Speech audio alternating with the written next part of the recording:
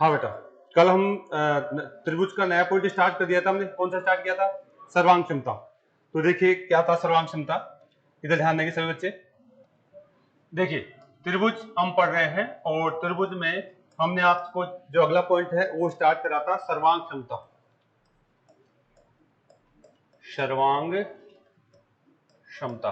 अच्छा कौन बताएगा सर्वांग क्षमता क्या है? दो त्रिभुजों के सभी अंग समान हो वो आपस में क्या होते हैं? सर्वांग सम होते हैं। दो त्रिभुजों के सभी अंग का मतलब कौन से? तीन कोण होते हैं, तीन क्या होते हैं? भुजाएं होती है। अगर सारे के सारे अंग समान होते हैं तो आपस में क्या होते हैं? सर्वांग सम होते हैं। अर्थात ऐसे दो त्रिभुज, अगर अगर दो त्रिभुज, अगर हम यहाँ बात करें दो या दो से अधिक त्रिभुज है, अगर सर्वांग सम है तो उनके लिए चिन्ह कौन सा लेते हैं? ये वाला चिन्ह लेते हैं। ठीक है। और सर्वांग सम त्रिभुजों की क्या पहचान है? एक त्रिभुज दूसरे त्रिभुज को पूर्ण रूप से ढक लेता है। एक त्रिभुज दूसरे त्रिभुज क्या कर लेता है? पूर्ण रूप से ढक लेता है। ये बात हमने करी थी बेटा। अच्छा, सर्वांग समता के लिए अगर हम इसके 6 अंक दे दे तो हर कोई बच्चा बता देगा, लेकिन ऐसे कितने, कम से कम कितनी चीजें चाहिए जिससे हम सर्वांग क्षमता बता सकते हैं? न्यूनतम 3 अंक। अगर हमें न्यूनतम 3 बातें पता चल जाए तो हम सर्वांग सम बता सकते हैं। और वो न्यूनतम 3 बातें कौन कौन सी है? अगर दोनों त्रिभुजों की आपकी साइड और साइड और साइड, यानी हम बात करना चाहें एस एस एस, ठीक है, दोनों त्रिभुजों की साइड साइड यानी भुजा भुजा भुजा, अगर हमें पता चल जाए दो त्रिभुजों की तीनों भुजाएं समान है तो आपस में क्या कहलाएंगे? सर्वांग सम कहलाएंगे। तीनों भुजाएं भी कौन सी? संगत भुजाएं समान है तो सर्वांग सम कहलाएंगे। दूसरा कौन सा नियम हमने बताया आपको? आपका जो है साइड और कौन सा बेटा? एंगल और साइड। ठीक है, साइड एंगल साइड, यानी दो त्रिभुजों की अगर साइड और उनके बीच के बना हुआ कोण अगर समान है तो वो आपस में क्या कहलाएंगे? सर्वांग सम कहलाएंगे। तीसरा कौन सा बताया हमने? आपका बात कर ली जाए एंगल, आपका एंगल और साइड, यानी दो त्रिभुजों में दो कोण और एक भुजा, संगत भुजा, ध्यान रखना, दो कोण एक संगत भुजा अगर समान है तो इसका मतलब है वो त्रिभुज कैसे कहलाएगा? सर्वांग सम कहलाने वाला है। ठीक है। और चौथा कौन सा था? आपका जो है आर एच एस। ठीक है, यानी समकोण त्रिभुज में कर्ण के साथ में कोई भी एक भुजा, अगर अगर बात करें समकोण त्रिभुज में कर्ण के साथ में कोई भी एक भुजा, लंब या आधार, ठीक है, अगर समान है दो त्रिभुजों की तो वो आपस में क्या कहलाएंगे? सर्वांग सम कहलाएंगे। तो ये हमने ये चार स्थितियां होती हैं किन्हीं भी दो त्रिभुजों को सर्वांग सम सिद्ध करने के लिए। ठीक है, चार स्थितियां हैं ये, किन्हीं भी दो त्रिभुजों को सर्वांग सम आप सिद्ध करना चाहते हो तो चार स्थितियां हैं। कल हमने इसकी बात करी थी क्या आपकी? कल हमने इसकी बात करी थी, यानी भुजा भुजा, दो त्रिभुजों में अगर भुजा भुजा भुजा तीनों भुजाएं समान है तो उन्हें मैं क्या कह सकता हूँ? सर्वांग सम कह सकता हूँ। कल ये बात की थी। तो चलिए यहाँ से हम फिर से बात स्टार्ट करते हैं। पहला जो हमने पढ़ा था वहीं से मैं स्टार्ट करना चाह रहा हूँ। किन्हीं भी दो त्रिभुजों को सर्वांग सम अगर हम सिद्ध करना चाहते हैं तो पहला जो नियम क्या है? सर्वांग समता का नियम। अगर यहां से हम बात करें सर्वांग समता का नियम, सर्वांग क्षमता के नियम, और पहला नियम क्या कहता है? यानी किन्हीं भी दो त्रिभुजों की side and side and side, यानी क्या कह सकते हैं? भुजा, आपका जो भुजा और भुजा, अगर दो त्रिभुजों की तीनों भुजाएं समान है तो वो आपस में क्या होंगे? सर्वांग सम होंगे। ये कल हमने आपको बता दिया था। लेकिन अब जो थोड़ा सा आपको जो है एग्जाम के पर्पज से जो चीज सीखनी है उसकी बात मैं करना चाह रहा हूं। ठीक है, देखिए अगर मैं यहाँ पे आपसे कहना चाह रहा हूं कि ये त्रिभुज आपस में, ये कौन सा है? ये आपका ए है, और ये कौन सा है? बी है, और ये कितना है? सी है। ये कौन सा बेटा? सी है। तो और यहां से अगर ध्यान समझना इस बात को, अधिकतर बच्चों के ऊपर से निकल जाती बात, ध्यान रखना इस बात को। अगर यहां से हम बात करना चाहें, ये आपका है त्रिभुज कौन सा है? ये आपका जो एक्स है, और ये वाई है, और ये क्या है? जेड है। ठीक है, ये क्या है? जेड है। तो मैं क्या कहना चाह रहा हूं, इनकी भुजाएं, मान लीजिए इनको अगर मैं ऐसा कह देता हूं, ये भुजा कितनी है? एक डेश, और ये भुजा कितनी है? एक डेश, यानी ये दोनों भुजाएं आपस में क्या है? समान है। ये भुजाएं आपस में क्या है? समान है। ठीक है। और अगर मैं इसको कह देता हूं ये कितनी है? दो डेश, और ये कितनी है? दो डेश, तो ये दोनों भुजाएं आपस में क्या है? समान है। ठीक है। और यहां से अगर हम बात कर लें कि साहब ये भुजा कितनी है? तीन डैश, और ये भुजा कितनी है? तीन डैश, ये भुजा कितनी है आपके पास? तीन डैश है, ये तीन डैश है, ये भुजा आपस में क्या है? समान है। आप अगर नाप से समझना चाहते हैं तो नाप से समझ लीजिए। ये मान लीजिए ये आपकी कितनी है? चार है, ये कितनी है? पांच है, ये कितनी है? छह है, यानी तीन डैश वाली छह है, और एक डैश वाली चार है, और दो डैश वाली पांच है। ठीक है। तो आप इसको, आप मुझे ऑप्शन आ जाता है, मान लीजिए कोई त्रिभुज है, इनकी भुजाएं आपको दे दी गई है, तो आप इसको सर्वांग सम बताना है। आपको इनको क्या बताना है? सर्वांग सम लिख करके बताना है। सर्वांग सम कैसे लिख सकते हैं हम? सर्वांग सम कैसे लिख सकते हैं? क्या ये पहला option A B O C, A B C त्रिभुज है, आपका एबीसी त्रिभुज है, सर्वांग सम है, किसके साथ है? आपका एक्स वाई जेड, आपका एक्स वाई जेड के साथ। क्या ये सही बात है क्या? ठीक है, आपस में दोनों सर्वांग सम है या नहीं है? चलो ठीक है या नहीं है? है, यानी ये बात सही है। चलो ठीक है, तो मैं क्या इसको ऐसे भी लिख सकता हूँ क्या?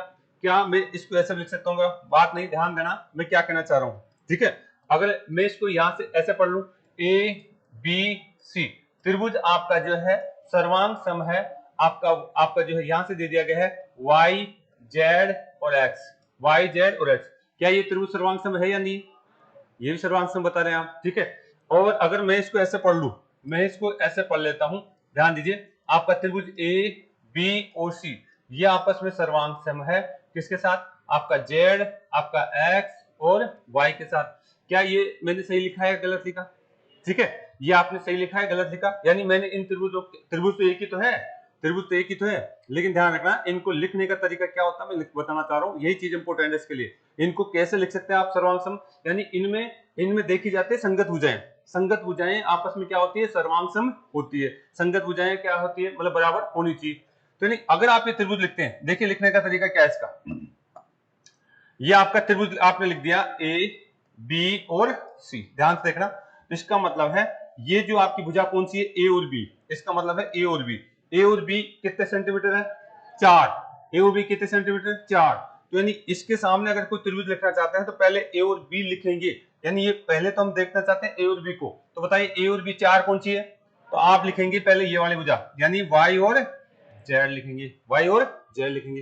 फिर क्या है आपका पास आया बी और सी। बी और सी, बी और सी कितनी है? 6। यानी बी और सी इनको देखा जाता है। अगला ग्रुप ये देखा जाता है, अगला ग्रुप ये देखा जाता है। यानी हम बात करना चाहते हैं आपका है बी और सी 6 है क्या?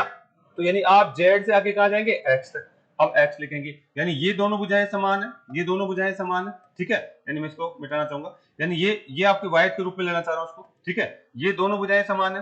फिर कौन सी समान है आपकी?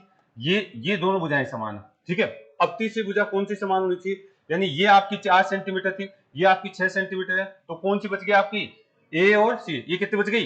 5। यानी जब भी आप ऐसे त्रिभुजों को बनाने की कोशिश करें तो यानी इन भुजाओं को समान करेंगे, 5 है, यानी ये भी कितनी होनी चाहिए? ये भी 5 होनी चाहिए। यानी अब आप कह सकते हो ये आपका सर्वांग सम है, ये सर्वांग सम है। ये आप इसमें से कोई है क्या ऐसा? वाई जेड और एक्स, यानी ये ऑप्शन सही माना जाता, ये ऑप्शन आपका सही नहीं माना जाएगा, ये आपका ऑप्शन सही नहीं माना जाएगा। ठीक है, यानी वहां पे अगर इस तरीके की बात आ जाती है, यानी दोनों त्रिभुज हम चलते फिरते हम जल्दी से हम लिख देते हैं साहब एबीसी एक्स वाई जेड के सर्वांग सम है। ठीक है, लेकिन टेक्निकली ये लिखना होगा आपको, टेक्निकली ये लिखना होगा, यानी संगत भुजाएं क्या होनी चाहिए? सर्वांग सम बराबर होनी चाहिए। संगत भुजाएं, संगत भुजाएं, संगत भुजाएं, भुजाएं क्या होनी चाहिए आपकी? जो है बराबर, बराबर होगी। संगत भुजाएं क्या होगी? बराबर होगी। तो टेक्निकली आपको जो है, अगर आपको ऐसे दे दिया जाए कि एक त्रिभुज है इसकी इतनी भुजाएं हैं, तो आप उसको सर्वांग सम कैसे कहेंगे? तो ये आपको आना चाहिए भाई। ठीक है, चले आगे। अब इसको क्वेश्चन कैसे किस रूप में देगा, ये तो मैंने आपको जो समझाने के हिसाब से दिया है कि साहब इसमें आपको सर्वांग सम लिखना है तो ये इस तरीके से लिखेंगे। यानी जो भुजा, ये देखिए ये ए बी, अगर इस पहले इसको तो आप जो भी नाम देना चाहिए दे लीजिए, फिर इसके संगत भुजाओं का सर्वांग सम रूप आप बनाएंगे। ठीक है, वापस समझाऊं ये बात? समझ में आ गई या ऊपर से गई? आ गई नहीं? एक बार वापस देख लो आप। ठीक है, ये तो लो आप। यानी इसमें अगर मैं इसमें सर्वांग सम बनाना चाहता हूं, इस त्रिभुज में सर्वांग सम बनाना चाहता हूं, तो देखिए कैसे बनाएंगे आप। तो इसको उतार लो एक बार, मैं दोबारा फिर से बताऊंगा।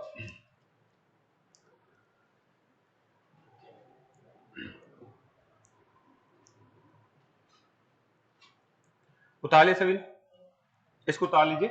फिर दोबारा फिर से मैं ऐसे क्वेश्चन आपको जो दोबारा से दूंगा जिसमें आपको बनाना होगा। एक बार पूरा उतार लीजिए। सर्वांग सम जो है क्या होता है, यानी पहला नियम ही पढ़ रहे हैं अभी हम, पहला नियम ही पढ़ रहे हैं। पहले नियम के अकॉर्डिंग क्या कहा? अगर किसी त्रिभुज की तीनों भुजाएं सर्वांग सम, तीनों भुजाएं बराबर है दो त्रिभुजों की, तो आपस में क्या कहलाएंगे? आपके सर्वांग सम त्रिभुज कहलाएंगे। आपस में क्या कहलाएंगे? सर्वांग सम त्रिभुज कहलाएंगे।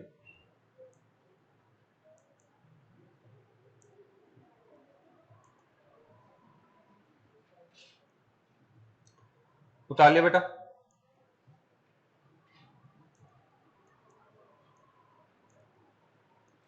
यहां से आगे चले बेटा, उसको ईंट लगा दे, थोड़ा सा किस कर दे।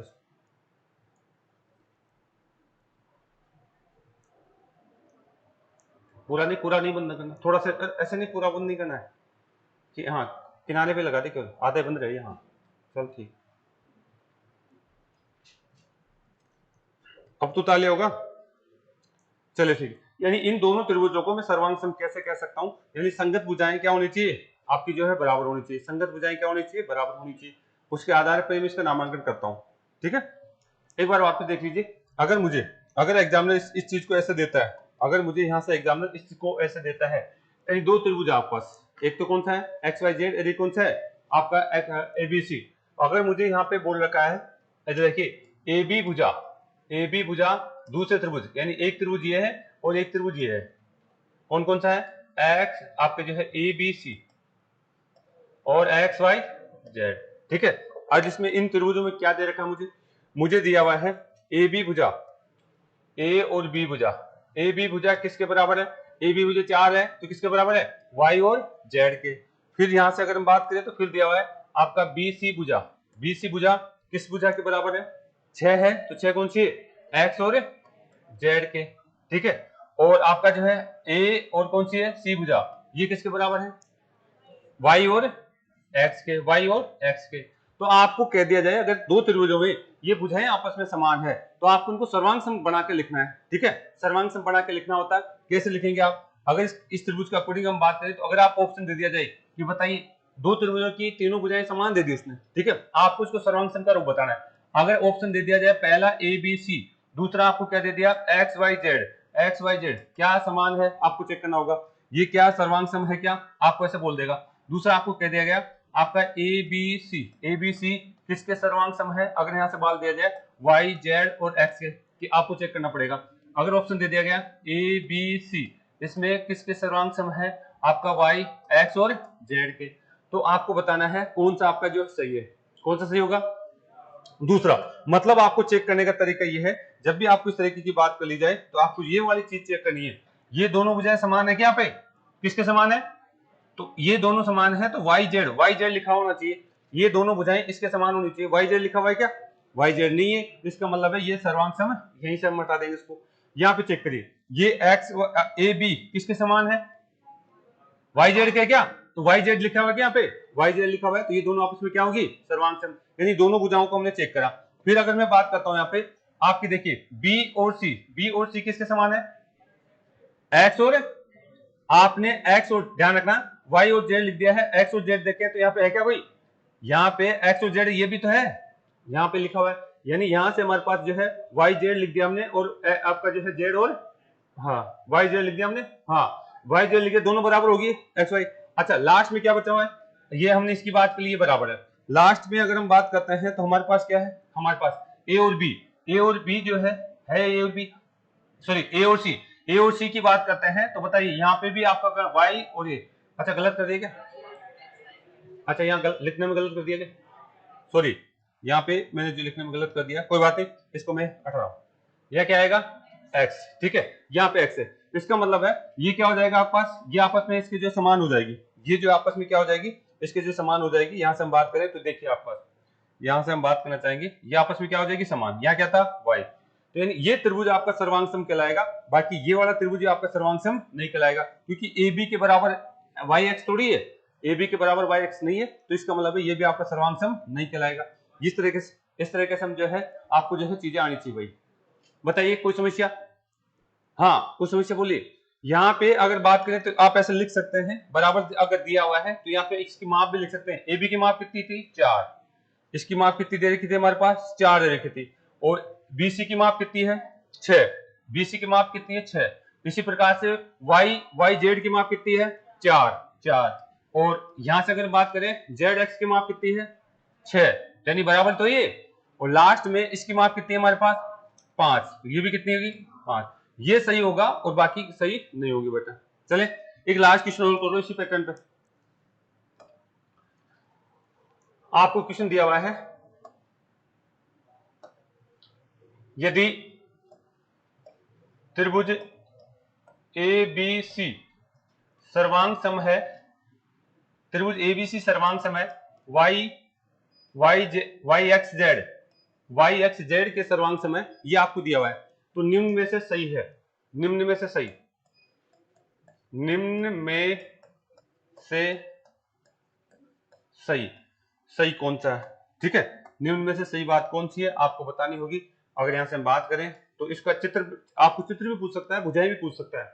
आपको पूछ सकता है ए बी भुजा, ए बी भुजा जो है किसके बराबर है? एक्स और जेड के बराबर है। ठीक है, और आपको फिर ए बी भुजा एक्स और जेड के बराबर, एक बात तो ये दी हुई। दूसरी बात क्या दी गई? आपका बी सी भुजा, बी सी भुजा जो है आपके किसके, आपको दिया है वाई और जेड के बराबर है। और अगर यहां से हम बात करना चाहें, फिर हमारे को दे दिया गया ए सी भुजा, ए सी भुजा है वाई और जेड के बराबर है।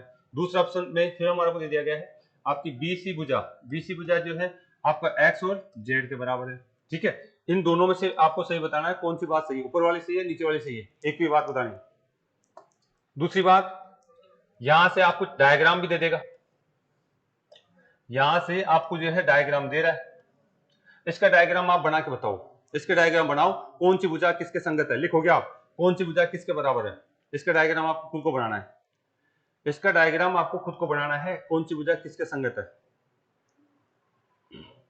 आपको तो ये दे दिया है, तो आप बताइए इसका डायग्राम क्या होगा, कौन सी भुजा किसके संगत है। ऐसे बराबर बनाकर खुद बनाओ आप, ऐसे बराबर बना करके बताइए कौन सी भुजा किसके बराबर है, कौन सी भुजा किसके बराबर है, ये आपको बताना है। बता देंगे क्या? चले, आपको डायग्राम बनाने की जरूरत नहीं पड़ेगी, अगर आप जो है यहां से अभ्यास करते हैं तो बताइए। यहां से मैं बात करूं तो बताइए ये ए बी भुजा किसके बराबर होगी, तो आप यहां डायरेक्ट लिख सकते हैं ए बी भुजा किसके बराबर होनी चाहिए, वाई और एक्स से बराबर होना चाहिए। फिर अगर मैं आगे चलता हूं तो मुझे बताइए ये दोनों भुजाएं, ये दोनों भुजाएं किसके बराबर, आपका बी सी भुजा किसके बराबर, आपका एक्स और जेड के। बच गई कौन, आपका ए और सी, ए और सी यानी संगत भुजाएं आपस में बराबर मिलेगी। आपकी कौन सी भुजा, आपका जो है ए और सी, ए और सी किसके बराबर है, वाई और जेड के। यानी ये फॉर्मेट आपको आपको दिखना चाहिए। इनमें से कोई है क्या, ए बी भुजा किसके बराबर दिखा रखी है, ये दिखा रखा सही है कि ये गलत होगा। ठीक है, बी सी भुजा किसके बराबर दिखा रखी है, बी और सी, बी और सी आपका जो है दिखा रखी है, नहीं ये भी आपका गलत होगा। इसमें देखिए ए सी भुजा, ए सी भुजा, ए सी भुजा किसके बराबर है, ये सही है क्या, सही है। ऐसे ही बी सी भुजा सही है, ये सही है। यानी इस तरीके से आपको जो है कई बार जो दे देता है कि कौन सी भुजाएं संगत भुजाएं सही होगी, तो इस तरह एक तो ये दे देगा, या फिर डायग्राम में आपको दे देगा तो ऐसे दे देगा ए बी और सी, ए बी सी आपको दे दिया। तो इसके अकॉर्डिंग अगर आप डायग्राम बनाना चाहते हैं, इसके अकॉर्डिंग अगर आप डायग्राम बनाना चाहते हैं तो आपको यहाँ पे मान लीजिए कोई भी नाम दे दिया आपने, आपका वाई एक्स और जेड, बेटा बात नहीं, वाई एक्स और जेड अगर आपको दे दिया गया है, तो अब मुझे आप बताएंगे कि यहाँ पे आपको कौन सी भुजा, आपकी कौन सी भुजा बेटा, ए बी, ए बी ये भुजाएं तो है, इसको एक लाइन कहूंगा, तो बताओ दूसरी तरफ किस भुजा पे एक लाइन लिखूं, वाई और एक्स, इसको एक लाइन बोलूंगा मैं, इसको क्या बोलूंगा, एक लाइन इसको लिखूंगा मैं। ठीक है, बताइए बी और सी, बी और सी अगर आपकी जो है ये दो लाइन बोलता हूं तो बताओ उधर एक्स और जेड, इस पे दो लाइन बोलूंगा मैं। ठीक है, आपके आ जाए ए और सी, ए और सी आपकी तीन लाइन अगर बोल दिया जाए, ये बताइए ये आपका तीन लाइन बोल दिया। ठीक है, तो इस तरीके से आपको जो देखना चाहिए कि कौन सी बात क्या कहा जा रहा है, ये आपको। अगर मैं इसको एक्स वाई जेड को अगर चिन्हों को चेंज कर देता हूं तो भुजाएं भी चेंज हो जाएगी, चिन्हों को चेंज कर दूंगा तो इसकी जो है डायरेक्शन भी चेंज हो जाएगी बेटा। ठीक है, समझ में आ रहा ना, क्योंकि ये चीज बहुत इंपॉर्टेंट है, ये ऊपर से जाती है कई बच्चों की, अगर इसको तरीके से नहीं समझोगे आप। अभी तो पहला ही नेम बता रहा हूं मैं, पहला ही नेम बता रहा हूं। अगर आपने ये सिद्ध कर दिया तो बताइए अब कोणों के बारे में बता दीजिए, कौन सा कोण किसके बराबर है। अब आप जब तीनों भुजाएं आपने सिद्ध करके बता दी तो कौन सा कोण किसके बराबर, ये तो बताइए अब। वेरी गुड, इधर देखिए, वेरी गुड वेरी गुड। यहां से अगर हम बात करें एक कोण, ये एक लंबर और तीन तीन भुजाओं के बीच में है, तो इसका मतलब एक कोण किसके बराबर होगा, एक कोण आप कह देंगे वाई के बराबर। बताइए बी, और यहां तो सीधा सीधा डायग्राम वैसे ही बन गया, यानी बी आपका किसके बराबर होगा, आपका एक्स के बराबर होगा। तीन भुजा और तीन लाइन और दो लाइन के बीच में जेड, तो इधर भी कौन सा सी, सी कोण आपके किसके बराबर होगा, जेड के बराबर। चलिए, तो ये आपका पहला नियम था। अगला हेडिंग डाल लीजिए नेक्स्ट नियम, उतार लिया गया। तो ये आपका पहला नियम था जिसमें आपको आपको जो है संगत भुजाएं आपस में क्या करनी पड़ेगी, बराबर करनी पड़ेगी। अगर आपने संगत भुजाएं बराबर कर दी हैं तो इस तरीके से आप बात कर सकते हैं।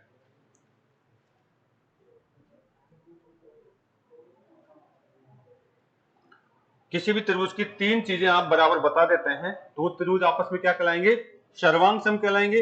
और तीन चीजें अगर आप कौन कौन सी मैंने 4 पॉइंट बताए हैं उन्हीं के अकॉर्डिंग आपको तीन चीजें समान बतानी पड़ेगी। और जैसे ही सर्वांग सम अगर आपने बता दिया, बात है बेटा पीछे, जैसे ही सर्वांग संघ आपने बता दिया तो उसकी सभी चीजें क्या हो जाएगी, बराबर हो जाएगी। उसकी सभी चीजें क्या हो जाएगी, बराबर हो जाएगी। चलिए नेक्स्ट पॉइंट लिखिए, अगला नियम। सर्वांग सम में पहला नियम तो क्या पढ़ा था हमने, एस एस एस, 555 याद कर सकते हैं आप। दूसरा नियम क्या है हमारे पास, हाँ आप लिख सकते हैं एस ए और एस। मतलब क्या है इसका, इसका मतलब आप अब दूसरा नियम लिख लीजिए। इसका इसका क्या लिखने वाले हैं, भुजा कोण भुजा, ये लिखने वाले हैं आप। भुजा कोण और भुजा मतलब कितनी भी दो त्रिभुजों की, किन्हीं भी दो त्रिभुजों की दो संगत भुजा और उनके बीच बनने वाला कोण, किन्हीं भी दो त्रिभुजों की दो संगत भुजा और उनके बीच बनने वाला कोण क्या होना चाहिए, बराबर है। तो दोनों त्रिभुज आपस में क्या होंगे, संगत सर्वांग सम त्रिभुज कहलाएंगे। लिख लीजिए इसको, किन्हीं भी दो त्रिभुजों की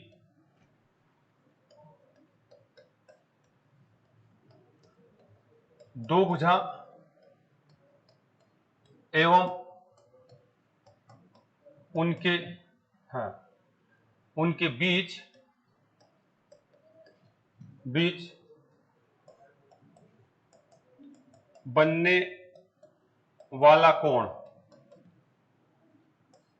समान हो, समान हो तो दोनों त्रिभुज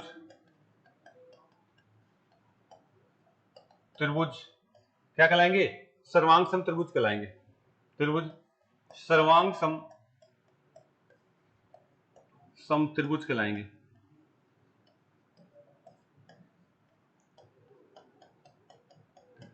किन्हीं भी दो त्रिभुजों की दो भुजा और उनके बीच बनने वाला कोण, अगर हम बात देखिए एक लाइन और ऐड कर लेना यहाँ पे, किन्हीं भी दो त्रिभुजों की दो भुजा, दो भुजा कौन सी, दो संगत भुजा या संगत भुजा लिख लेना भाई। किन्हीं भी दो त्रिभुजों की दो संगत भुजा एवं उनके बीच बनने वाला कोण समान हो तो दोनों त्रिभुज आपस में क्या कहलाएंगे, सर्वांग सम त्रिभुज कहलाएंगे। दोनों त्रिभुज आपस में क्या कहलाएंगे, सर्वांग सम त्रिभुज कहलाएंगे भाई। दोनों त्रिभुज आपस में सर्वांग सम त्रिभुज कहलाएंगे। तो यहां से हम बात करने वाले हैं, मिटा दे क्या, मिटा दे इसको, ये लाइन उतार ली होगी तो आपको ये बताना है कि इस त्रिभुज में के बारे में क्या कहने वाला हूं। चले ओके, आ जाइए। यहां पे मेरे पास यहां पे दो त्रिभुज दिए हुए हैं, आपको ये एक त्रिभुज ये दिया हुआ है, आपका ए है, बी है और ये क्या है, सी है। और यहां पे एक त्रिभुज ये दिया हुआ है, आपका एक्स है, वाई है और जेड है। ध्यान से समझना मैं क्या बात करना चाह रहा हूं। आपका जो है एस ए एस नियम लगाना हूं, तो यानी ये मान लीजिए भुजा कितनी है, ये आपकी 5 सेंटीमीटर है और ये भुजा कितनी है, 4 सेंटीमीटर है और इनके बीच कितने डिग्री कोण है, 50 डिग्री का कोण है। और ये भुजा भी कितनी है, आपकी 5 सेंटीमीटर है और ये भी कितनी है, 4 सेंटीमीटर है। इनके बीच कुल कितने डिग्री का है, 50 डिग्री का कोण है। तो ये दोनों त्रिभुज आपस में सर्वांग सम कहलाएंगे। ये दोनों त्रिभुज आपस में सर्वांग सम कहलाएंगे, यानी इनकी दो भुजाएं, यानी ए बी भुजा, ध्यान रखिए ए बी भुजा किसके बराबर है, आपकी वाई और एक्स के बराबर है, पहला पॉइंट। दूसरी कौन सी भुजा, बी सी भुजा किसके बराबर है, वाई और जेड के बराबर है, ठीक है। और कोण कौन सा, बी, एक कोण यानी कोण बी बराबर है किसके बराबर है, आपका कोण वाई के बराबर है। यानी तीनों चीजें दिख गई क्या। अगर आप दो त्रिभुजों में ये चीज देख पा रहे हैं तो आपस में उसको क्या कहेंगे, सर्वांग सम कहेंगे। अगर किन्हीं भी दो त्रिभुजों में दो भुजाएं और एक कोण समान देख पा रहे हैं आप, तो उन त्रिभुजों को आप क्या कहने वाले हैं, सर्वांग सम कहने वाले हैं। तो मैं सर्वांग सम इसको कैसे लिखने वाला हूं, आप लिखेंगे ए बी और सी, आपका किसके, आपका एक्स वाई जेड, इनके बीच आप ये रिलेशन कह सकते हैं, इनके बीच ये रिलेशन कह सकते हैं। दोनों त्रिभुज आपस में क्या होंगे, सर्वांग सम होंगे। ये दोनों त्रिभुज आपस में क्या होंगे, सर्वांग सम होंगे। उतार लीजिए, ये दोनों त्रिभुज आपस में सर्वांग सम होने वाले हैं।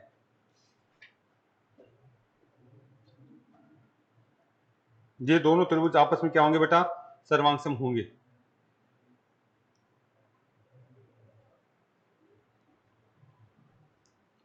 उतार लिया क्या? अगर इसको उतार लिया है तो एक क्वेश्चन करके बताइए।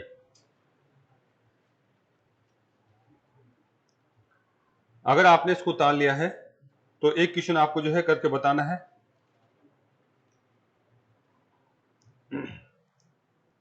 मिटा दे, कोई दिक्कत है? उतार लिया सभी? हाँ जी। ये आपका जो सर्वांग सम के लिए था, यानी कौन सा नियम लगे यहाँ पे?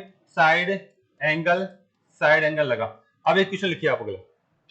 आपको क्वेश्चन दिया होता है, क्वेश्चन इस तरीके से दिया हुआ है, दो त्रिभुज है आपके पास। यहां ध्यान देंगे, दो त्रिभुज कौन कौन से? आपका एक्स वाई और एक्स वाई जेड एक त्रिभुज से है, और एक त्रिभुज है ये वाला है, आपका दे दिया गया है ए बी और सी दिया हुआ है।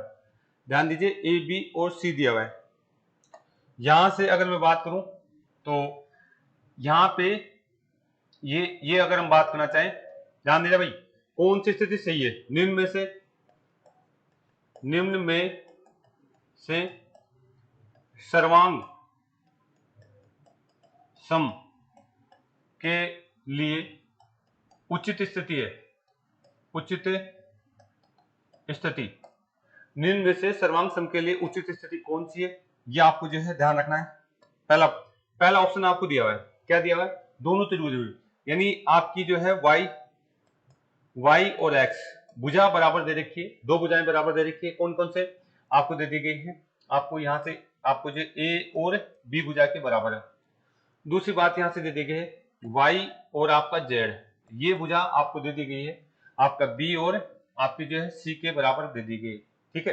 तीसरी यहां से हमारे को दे दिए कोण a जो है बराबर दे दिया गया है कोण x के बराबर आपको दे दिया गया है। दूसरा लिखिए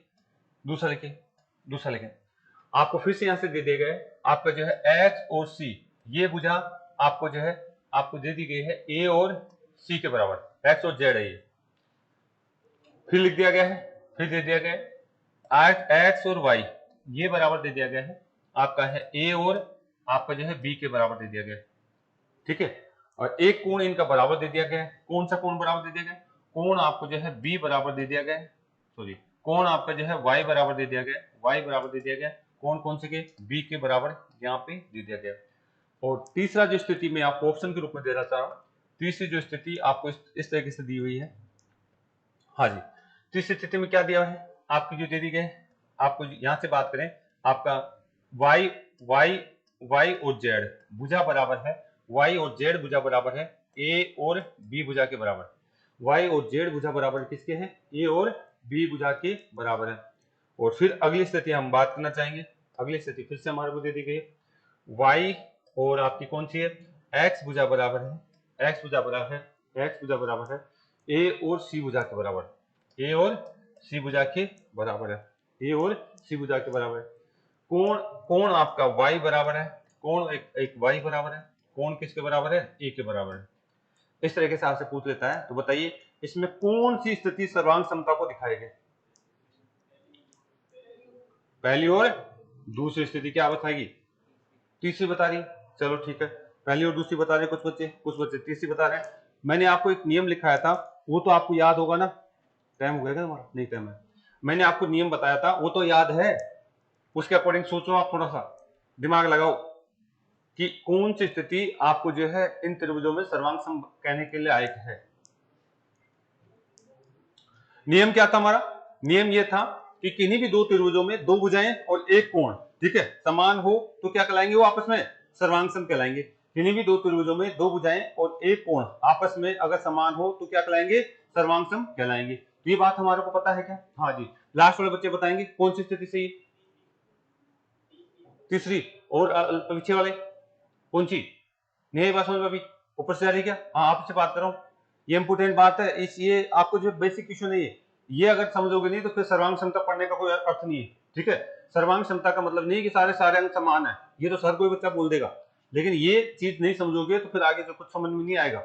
देखिए क्या कहना चाह रहा हूं, आपको एक बात मैंने बोली थी, यदि कोई दो त्रिभुज है, उनकी दो भुजाएं, मैं जस्ट पीछे जाना चाहूंगा, मैंने लिखा भी है, लिखा था क्या, ये रहा। किन्हीं दो त्रिभुजों की दो भुजाएं कौन सी, संगत भुजाएं, और उनके बीच का कोण, यानी उन्हीं दो भुजाओं के बीच का ही कोण होना चाहिए, इधर उधर का कोण नहीं होना चाहिए। समझ वाली बात, दो त्रिभुजों की दो भुजाएं और उनके बीच का कोण ही होना चाहिए, इधर उधर का कोण मान्य नहीं होगा। ठीक है, बात समझ में आ रही क्या? आ जाओ,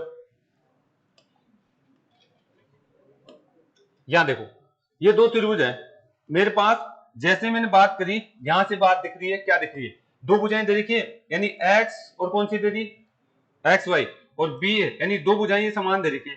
क्या इन दोनों भुजाएं, देखिए मैं अगर सोचता हूं तो ये बताओ एक्स और वाई, एक्स वाई ये तो है, ये भुजा किसके समान दे दी, ए और बी के समान दे दी, ए और बी के समान। ठीक है साहब, आपकी वाई और जेड, वाई और जेड ये भुजा, ठीक है, किसके समान दे दी, इसके दे दी।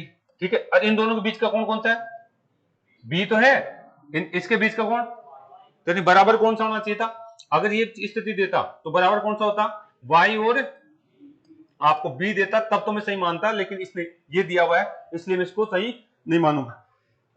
सॉरी भाई, अगर यहां से हम बात करें तो ये गलत होगा क्या, इन दोनों भुजाओं के बीच का कौन सा था ये, लेकिन दे दिया कौन सा, ये वाला। सॉरी, तो ये सही माना जाएगा क्या, नहीं, ये गलत माना जाएगा। ये क्या माना जाएगा, आपका गलत माना जाएगा, यानी दोनों भुजाएं और उनका बीच का कोण होना चाहिए था, लेकिन इसने दे दिया, तो ये स्थिति क्या है, गलत होगी। ये स्थिति क्या है, गलत होगी बेटा। आगे आ जाओ, इसको चेक करिए अब।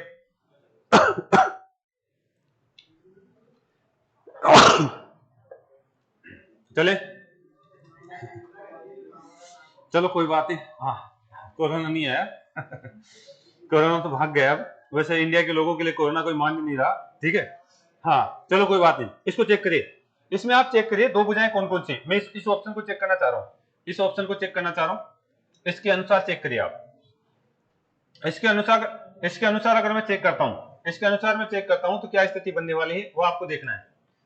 बताओ, आप मुझे बताओ, इसके अनुसार अगर आप चेक करते हैं तो बताइए, आपकी एक्स और जेड, एक्स जेड कौन सी, ये भुजा, ए सी कौन सी, ये भुजा, और बताइए एक्स और वाई कौन सी है, एक्स और वाई यही तो है, ये भुजा किसकी है, ए और, इनके बीच का कोण कौन सा है, आपका एक्स और ए, ये दोनों समान होना चाहिए, लेकिन एक्स और ए समान है क्या, नहीं है, यानी यहां पे होना क्या चाहिए था, अगर आपको एक्स कोण किसके दे देता, ए के, तब तो आप सर्वांग सम कह देते इनको, लेकिन यहाँ पे नहीं दिया है, यहाँ पे नहीं दिया है, इसका मतलब है क्या है, ये आपका जो है गलत माना जाएगा, ये सर्वांग सम नहीं कहलाएगा, यहाँ पे नियम नहीं लग रहा मेरा।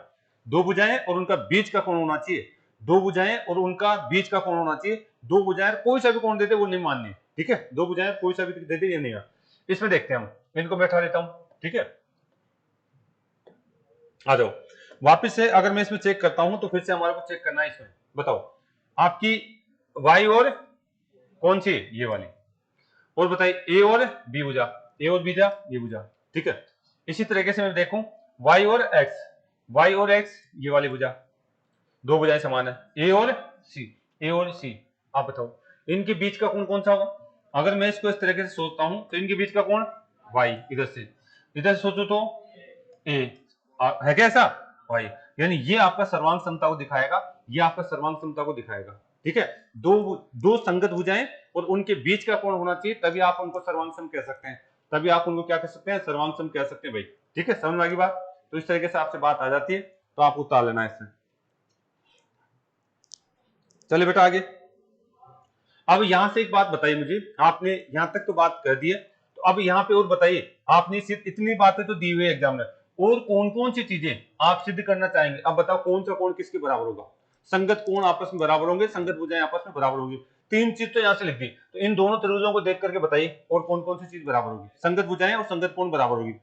अब मुझे आप बताते चलिए, यहाँ पे ये दो भुजाएं तो होगी, तो यानी बच गई कौन सी, ये वाली बच गई क्या, यानी तीन लाइन इस पे और तीन लाइन इस पे, यानी कौन सी भुजा, इधर वाली कौन सी, आपकी एक्स और जेड किसके बराबर होगी, बी और सी के बराबर होगी। कोण बताइए, कोण आपका जो है, एक तो आ गया वाई, अगर मैं बात करूं एक्स की, एक्स कोण किसके बराबर होगा, एक्स कोण है ये, ठीक है, एक्स कोण है, दो लाइन और तीन लाइन, यानी संगत भुजाएं दो लाइन तीन लाइन, दो लाइन तीन लाइन, इनके बराबर बीच की कोण कौन सा, सी, ये आ जाएगा सी के बराबर, ये आ जाएगा सी के बराबर। और बताइए यहां से आपका कौन सा कोण बच गया, आपका जेड बच गया, तो जेड के लिए कौन बच गया, ये आ गया, ये बी के बराबर होगा। तो यानी ये कोण आपको ध्यान रखना है, इस तरीके से आपको दिया जाता है। इस तरीके से आपको जो है खुद को आगे पूछ सकता है, ये त्रिभुज अगर आपस में सर्वांग सम है तो बताइए कौन सा कोण किसके बराबर होगा, ये आपको खुद को देखना पड़ेगा। संगत कोण और संगत भुजाएं आपस में क्या होगी, बराबर। संगत कोण और संगत भुजाएं आपस में क्या होगी बेटा, बराबर होगी। चले बेटा आगे, नेक्स्ट एक क्वेश्चन करिए आप, नेक्स्ट क्वेश्चन करिए। बेसिक क्वेश्चन है, फटाफट आप इसको जो एक बार उतार लीजिए। ये दो त्रिभुज है, दो त्रिभुज है, इनकी भुजाएं दे रखी है 4, 5 और 6। कौन से त्रिभुज को आप सर्वांग सम कहेंगे? ये दो त्रिभुज हैं, इनकी भुजाएं दे रखी है 4, 5 और 6। वैसे ही इधर भी देखिए, इधर भी आपको दे दी गई है, यहां से 6, 4 और 3, और यहां पे दे दिए गए 5, 6 और आपको दे दिए गए 4। तीसरा आपको ये दिया हुआ, ये दो त्रिभुज हैं, इनकी भुजाएं आपको दे रखी है 4, 5, इसकी दे दी गई 4 और 6, और ये चौथा जो है आपको दिया हुआ है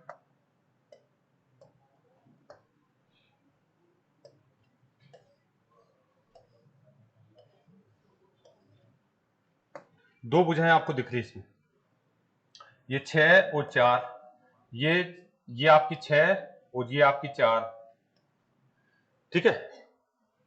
और यहां पे कोण भी दे रखा है, यहां पे आपको कोण भी दिया हुआ है, ये कोण आपको कितना डिग्री देखा है, 50 डिग्री। दो भुजाएं और एक कोण अगर बराबर है तो त्रिभुज सर्वांग सम होगा या नहीं होगा। ये कोण आपको कितना डिग्री देखा है, ये अगर मैं बात करूं तो ये कोण आपको दिया हुआ है 50 डिग्री। ये कोण अगर आपको बात कर ली जाए तो ये कोण आपको दिया हुआ है, अगर यहां से हम बात करें तो ये कोण दिया हुआ है 60 डिग्री, और ये कोण आपको दिया हुआ है 60 डिग्री, और ये कोण अगर यहां से बात करें तो ये दिया हुआ है 50 डिग्री। ये कितना दिया हुआ है, 50 डिग्री। यहां से अगर मैं बात करूं तो ये कोण आपको कितना दिया हुआ है, 60 डिग्री, और ये कोण आपको 60 डिग्री। और इसमें अगर हम बात करना चाहें तो ये कोण आपको कितना दिया हुआ है, ये आपको दे दिया गया है, अगर यहां से बात करें तो ये दे दिया गया है 50 डिग्री। बताओ कौन से ऑप्शन में सर्वांग समता दिखाई गई है, कौन से ऑप्शन में आपका भुजा का नियम लग रहा है। दो भुजाएं और एक कोण समान किस में है, कौन से ऑप्शन में दो भुजाएं और एक कोण समान है, चेक करिए फटाफट, उतार तो लीजिए एक बार। कौन से ऑप्शन में आपकी दो भुजाएं और एक कोण समान है, यानी सर्वांग समता का नियम लग रहा है। कौन से ऑप्शन में दो भुजाएं और एक कोण समान है, यानी सर्वांग समता का नियम आपका लग रहा है।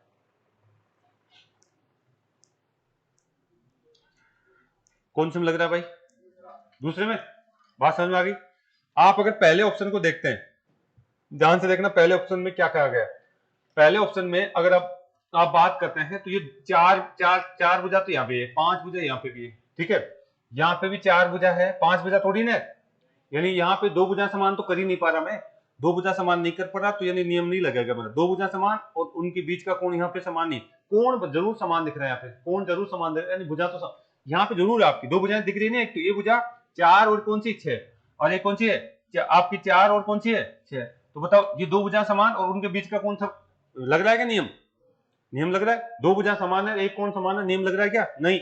यहाँ पे तीनों भुजाएं अलग अलग हो जाएगी, यानी आपका जो सर्वांग सम में तो तीनों भुजाएं बराबर होनी चाहिए, तो फिर मैं किसके साथ बराबर करूंगा, यहाँ पे एक 3 दिखा रखा है और एक कितने दिखा रखा है, 5 दिखा रखा है, तो ये तो आपका जो नहीं लागू होगा। इसमें आ जाइए आप, दो भुजाएं, कौन कौन सी भुजाएं, एक तो 4 भुजा और एक कौन सी है 5 भुजा। और अगर यहाँ से बात करें 4 और 5 दिख रहा है क्या, यहाँ पे एक तो 4 भुजा और एक कौन सी भुजा 5 भुजा दिख रही है, ठीक है। और इनके बीच का कोण 60, 4 और 5 के बीच का कोण 60, इनके बीच का कोण 60, इनके बीच का कोण 60, यानी यहाँ पे सर्वांग समता का नियम लगेगा। दो भुजा और उनके बीच का कोण अगर आपका जो समान है तो क्या कहेंगे, सर्वांग समता का नियम कहेंगे। तीसरी भुजा चाहे दे या नहीं दे आपको कोई मतलब नहीं, तीसरी भुजा दे चाहे नहीं दे, लेकिन दो भुजा बराबर हो और उनके बीच का कोण अगर समान है तो वहां पे क्या कहलाएगा, वो सर्वांग सम कहलाएंगे। दोनों त्रिभुज आपस में क्या कहलाएंगे, सर्वांग सम कहलाएंगे। दोनों त्रिभुज आपस में क्या कहलाएंगे, सर्वांग सम कहलाएंगे। समझ में आ गई बात। इसको चेक करिए, क्या यहाँ पे सर्वांग समता का नियम लगेगा। देखिए दो भुजाएं, एक 5, एक 4 है, एक 5 है, एक 4 है और एक कितनी है, 6 आ गया आपके पास। ठीक है, अगर मान लीजिए इसको जो है, इसको भी मैं कितने कर लेता हूँ, 5 कर लेता हूँ, तो बताओ सर्वांग समता का नियम लगेगा नहीं लगेगा। 4 और 5 है, 4 और 5 है, उनके बीच का कोण कितना है, 60। इनके बीच का कोण कितना है, 60। तो लगेगा कि नहीं लगेगा, लगेगा। अगर इस कोण को मैं यहां से हटा करके यहां कर दूं तो अब लगेगा कि नहीं लगेगा, नहीं। अगर दोनों भुजाएं दे रखी है और कोई सा भी अन्य कोण देता है उससे मतलब नहीं, उनके बीच का कोण है तो ही सर्वांग समता का नियम लगेगा। ये बात आपको ध्यान रखना है। तो यानी यहाँ पे अगर मैं 60 लिखूंगा तो ही सर्वांग समता का लगेगा, अगर ये 60 में यहाँ लिख दूं तो नहीं लगेगा, ये 60 अगर मैं यहाँ लिख दूं तो नहीं लगेगा। तो ये बातें आपको ध्यान में रखनी होगी। ठीक है, सर्वांग समता का नियम तब लगता है जब दो भुजाएं और आपकी उनके बीच का कोण समान हो तो ही सर्वांग समता का नियम लगता है।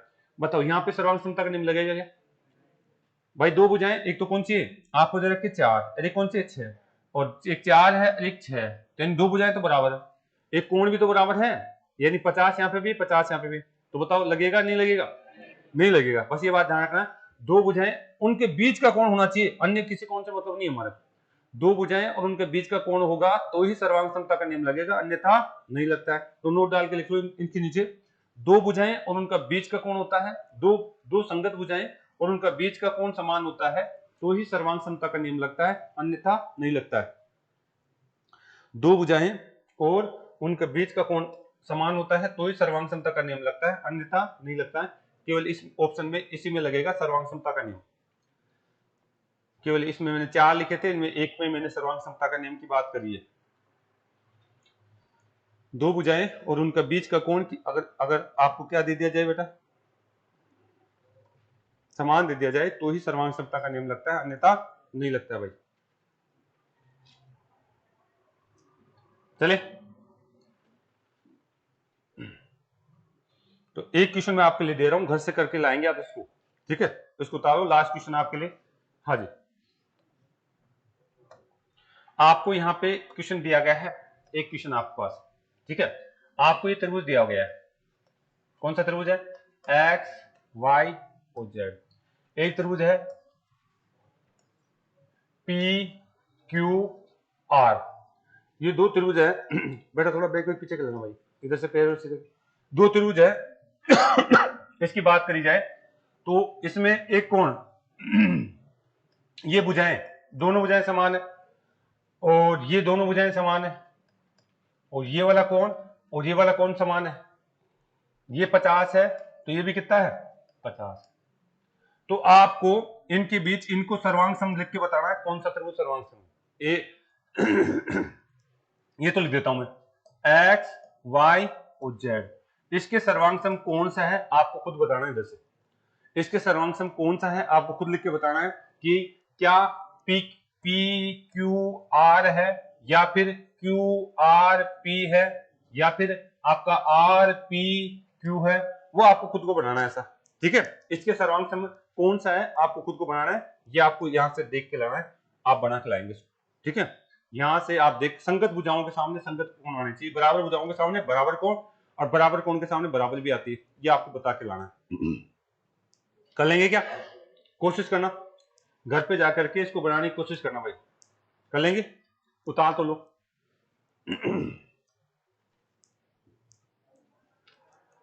इसको उतार लेना है और इसके बाद में हम रीजनिंग स्टार्ट करने वाले हैं।